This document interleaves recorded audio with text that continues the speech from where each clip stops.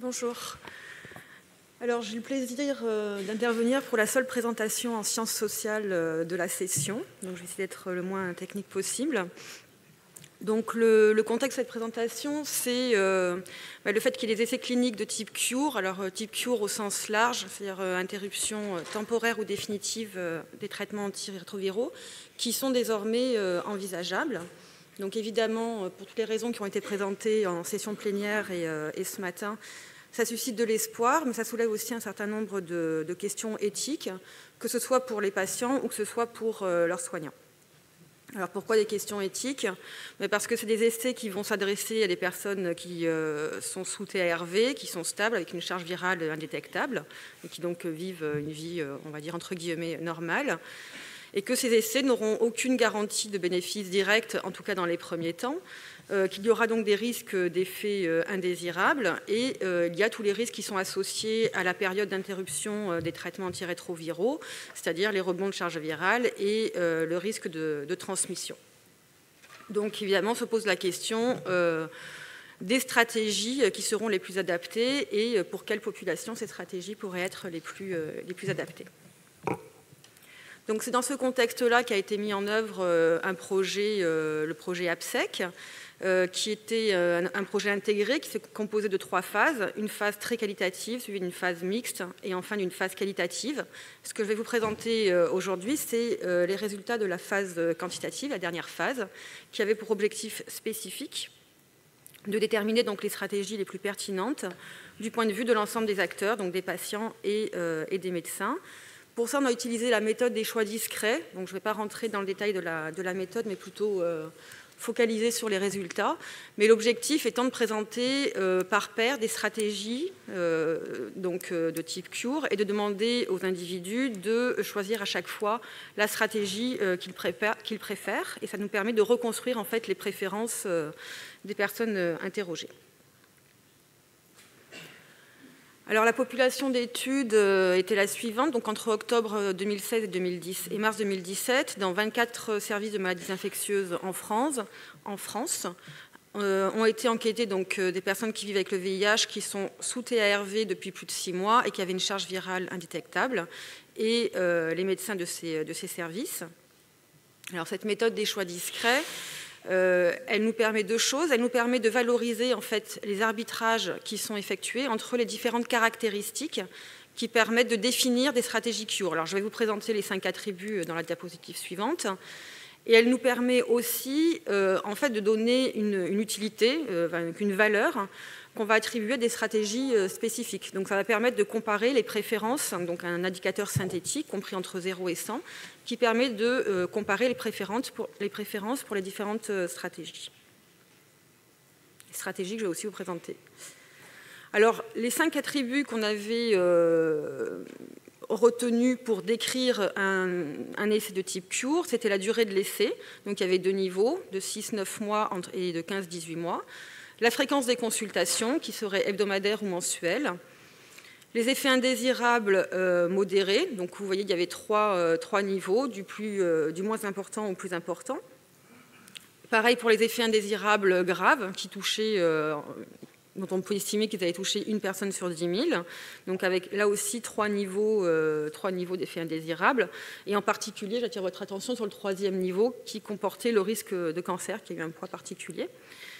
Et évidemment, l'efficacité de l'essai qui était exprimée en termes de durée de la période d'interruption des traitements et le nombre de personnes pour lesquelles cette interruption aurait lieu.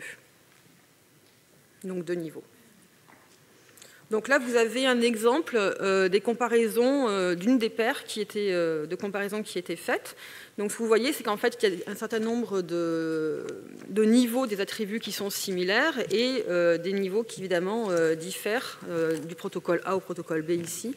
Et c'est comme ça qu'on va pouvoir reconstruire, en fait, les préférences et mesurer les arbitrages qui sont faits entre les différents attributs et les différents niveaux des attributs. Alors, quelques résultats. D'abord, une description de notre échantillon. Donc, en ce qui concerne les personnes vivant avec le VIH, il y avait donc 195 personnes. dont 24% étaient des femmes, avec un âge médian de 53 ans. Globalement, avec une expérience du VIH, de vie avec le VIH, donc de 17 ans. La grande majorité considère appartenir à la communauté des personnes qui vivent avec le VIH. On en a 41,5% qui considèrent appartenir à la communauté des LGBT et 26% des hétérosexuels. Et dans cet échantillon, il y en a à peu près 20,5% qui estimaient avoir une situation financière qui était difficile, voire très difficile.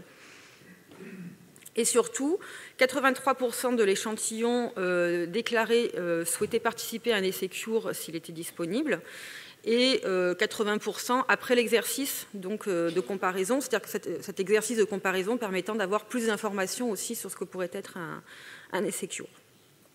Du côté des médecins, donc, il y avait 51% de femmes, un âge médian de 50 ans, en médiane 20 ans d'expérience avec le VIH.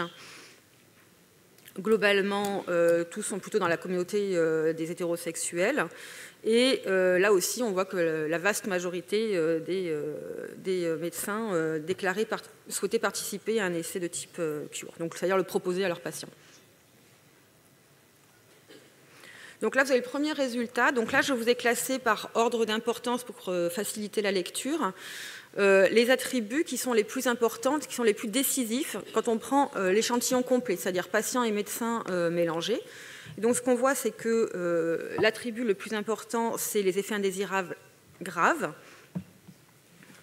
Avec, donc, on a présenté les résultats de telle manière que le niveau de l'attribut le moins préféré était mis systématiquement en référence. Donc ça nous permet de voir que voilà, pour l'ensemble de l'échantillon, l'ordre d'importance, le niveau d'importance de la décision de participer, c'est les effets indésirables graves, la fréquence des consultations qui était particulièrement importante, en troisième position l'efficacité de l'essai, suivi des effets indésirables modérés et en dernier lieu la question de la durée de l'essai. Donc ça va nous permettre en fait de construire ce qui pourrait être la stratégie théorique la meilleure, celle à qui on attribuerait un score de 100. Donc ça serait une stratégie qui durerait de 6 à 9 mois, pour lesquelles les consultations seraient mensuelles. Le niveau d'effets indésirables modérés serait les allergies au maximum, et ça c'est pour les graves, et les effets indésirables modérés seraient les troubles digestifs, avec évidemment la réussite la meilleure, c'est-à-dire un arrêt de 6 à 12 mois pour 10%.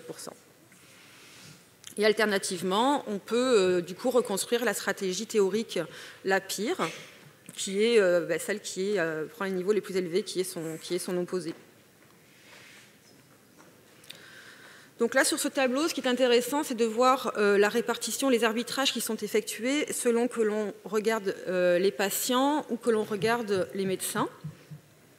Et là, ce que l'on voit par rapport aux résultats de l'ensemble de l'échantillon, c'est qu'en fait, les effets indésirables modérés vont devenir plus importants encore que l'efficacité pour les patients, et que par contre, pour les médecins, c'est l'attribut efficacité donc, de l'essai qui va devenir le deuxième critère décisif le plus important. Autre point intéressant à remarquer dans ce tableau, c'est donc ça permet de quantifier aussi l'importance dans la décision de chacun de ces attributs, c'est de voir que finalement les effets indésirables graves ont un poids dans la décision beaucoup plus important pour les médecins que pour les patients. Et ça, c'est un résultat qu'on avait déjà retrouvé dans les 2 premières phases de l'essai en qualitatif, les patients s'en remettant en fait à leur médecin en ce qui concerne l'impact des effets indésirables. Pouvez-vous conclure assez rapidement? Alors, je vais conclure rapidement. Alors, on a traduit, donc du coup, je vais passer rapidement en termes d'attributs les différentes stratégies thérapeutiques qu'on avait retenues, à savoir réactivation de la latence, immunothérapie, thérapie génique et une combinaison de la réactivation de la latence et de l'immunothérapie. Donc, je vais passer rapidement. Donc là, ce qu'on peut voir en utilisant un indicateur synthétique, c'est que c'est l'immunothérapie qui est la stratégie qui serait préférée si on regarde l'ensemble de l'échantillon ou si on regarde uniquement les patients, alors que pour les médecins, ce serait plutôt la combinaison qui serait la stratégie préférée. J'accélère. Donc globalement, rapidement, les points forts donc, de cette étude, c'est l'échantillon qui était composé de médecins qui avaient divers degrés d'implication ou de familiarité avec la recherche sur le cure. C'était aussi le fait que dans nos patients, il y avait des patients qui répondaient aux critères d'inclusion des personnes à qui seront proposés les essais cure, et qui contenaient des hommes, des femmes hétérosexuels et homosexuels. Et le fait de pouvoir en fait estimer la valeur qui est attribuée à différentes stratégies thérapeutiques. Donc on en a retenu 4, mais on peut du coup faire la même chose pour d'autres stratégies. Et évidemment, les limites, c'est trivial, mais ça va mieux en le disant, c'est que 5 attributs, ça ne peut pas être suffisant pour représenter la complexité d'un essai clinique. Donc pour conclure, dernière diapositive. Ce qui est à remarquer là-dedans, c'est que l'attribut le plus décisif, c'est donc l'intensité des effets indésirables sévères, et ce n'est pas en fait l'efficacité de l'essai, alors qu'on est en situation d'innovation, et ça même pour les médecins. Donc ça relève quelque chose qui a été aussi dit dans les premières phases du projet, c'est-à-dire l'importance vraiment de fournir une information qui soit claire et qui soit précise. Mais en fait, les patients et les médecins ne font pas strictement les mêmes arbitrages, ce qui a un impact d'ailleurs qui se traduit sur les préférences vis-à-vis des différentes stratégies, et ce qui peut donc être un argument pour tenir compte, qui montre l'importance de considérer en fait le point de vue de l'ensemble des acteurs dans la définition des futurs essais. Évidemment, reste à savoir ce qu'il en sera en vie réelle. Je vous remercie. Merci beaucoup. Marathon.